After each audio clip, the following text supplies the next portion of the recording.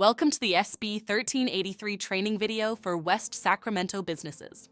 This video will cover the organics and recycling waste sorting information that businesses are required to provide to their employees on an annual basis. While this information is based on waste management sorting guidelines, much of it is similar to other sorting programs. If you use another hauler besides Waste Management, be sure to ask them about their sorting guidelines. Organic waste like food scraps, yard trimmings, paper, and cardboard currently make up half of what Californians dump in landfills. When organic waste is landfilled, it leads to the anaerobic breakdown of that material, which creates methane, a greenhouse gas that is 84 times more potent than carbon dioxide and is the second largest contributor to global warming. As you know, California is already grappling with the consequences of climate change, including longer droughts, more frequent wildfires, coastal erosion, and more. This is where SB 1383, California's short-lived climate pollutant reduction strategy, comes in. This law requires all California businesses and residents to recycle organic waste in an effort to reduce emission of short-lived climate pollutants like methane. When organic waste is recycled instead of landfilled, it can turn into amazing products like compost and energy. Sorting our waste is so important to help keep each of the waste streams clean and maximize diversion from the landfill.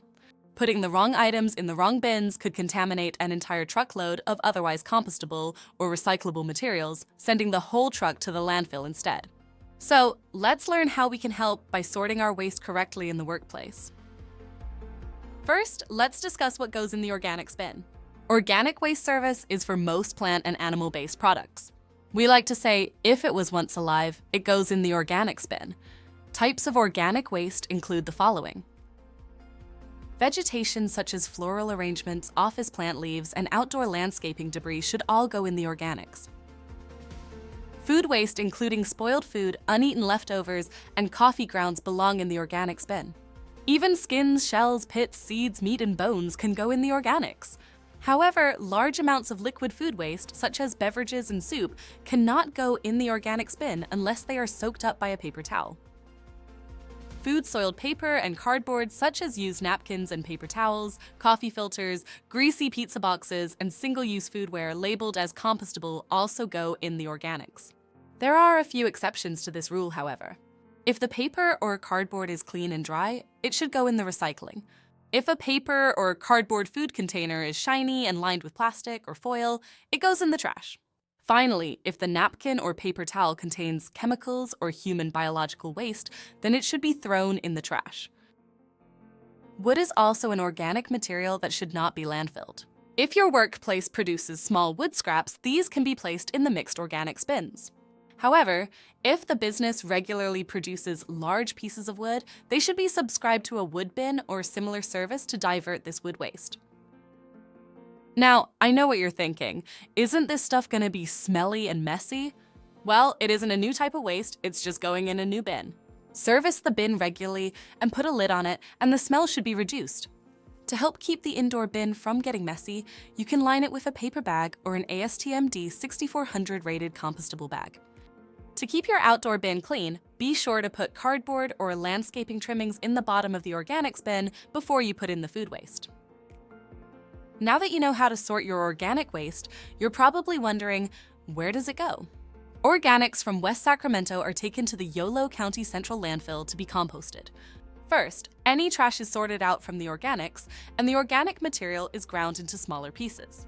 Next, the material is put into piles that are aerated, irrigated, and temperature-controlled for 22 days to begin the breakdown process while also killing weed seeds and pathogens. After curing for another 40 days, the compost is screened for contaminants one last time before it is ready for customers. This composting process creates high-quality compost that can be used to provide nutrients to farms and even your neighbor's garden. Next, let's discuss which items can go in the recycling. To begin, let's review some rules to remember when recycling. First, don't put items that tangle like plastic bags, rope, wire, and hoses in the recycling. These items tangle the sorting machines at recycling facilities, causing operation to grind to a halt multiple times a day.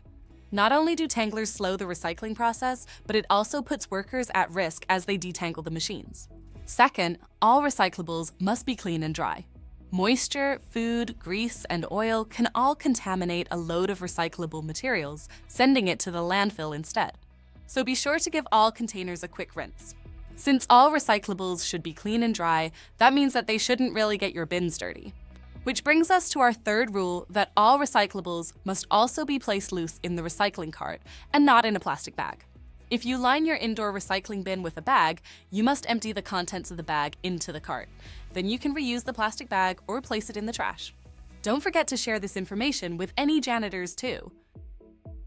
Recyclable materials that are accepted in the city's mixed recycling program include clean and dry glass bottles and jars that once contained food or beverages, clean and dry paper and cardboard, including magazines, newspaper, junk mail, flattened cardboard boxes, and more. Clean and dry scrap metal like metal food and beverage containers, metal lids, aluminum foil, empty aerosol cans, and scrap metal under 20 pounds. And clean and dry mixed material cartons, including milk cartons, juice cartons, and protein shake cartons. Now, what about plastics? We understand that knowing whether or not a plastic is recyclable can be confusing. In West Sacramento, a plastic is recyclable if it is a rigid plastic container with a number 1 through 7, except 6. These include clean and dry rigid plastics such as bottles, to-go and soup containers, yogurt containers, milk jugs, buckets, and more.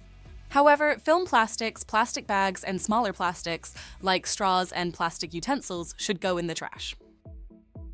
Sorting recyclables doesn't end at your business.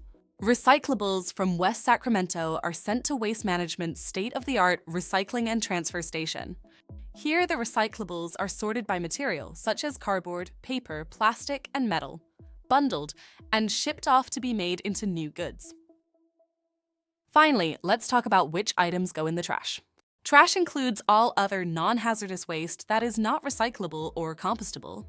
Common trash items include snack and chip bags, candy wrappers, plastic bags, beverage pouches, small plastics, disposable masks and gloves, tanglers, and polystyrene foam.